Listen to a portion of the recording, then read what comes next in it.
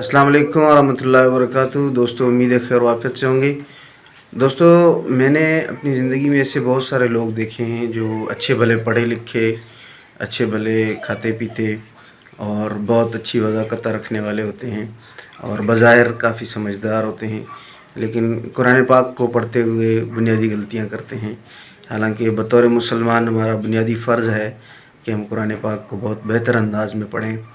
तो उसके लिए ज़रूरी है कि हम तजवीद को सीखें, समझें और कोशिश करें कि जो बुनियादी कवायद हैं उनको सही तरीक़े से समझने की कोशिश करें।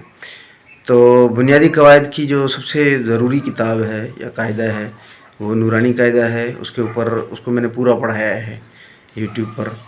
तो अगर कुरान पाक पढ़ते वक़्त आपको किसी गलती का सामना है तो एक बार उसको ज़रूर पढ़िएगा, मेरे लिए दुआ कीजिएगा और अजर के इरादे से इस पैगाम को दूसरों तक पहुंचाइएगा। अगर कोई एक भी बंदा आपकी वजह से ठीक तरह से कुरान पाक पढ़ना शुरू हो गया तो इंशाअल्लाह आपके आखिरत के अकाउंट में उसका अजर चलता रहेगा। अस्सलाम वालेकुम।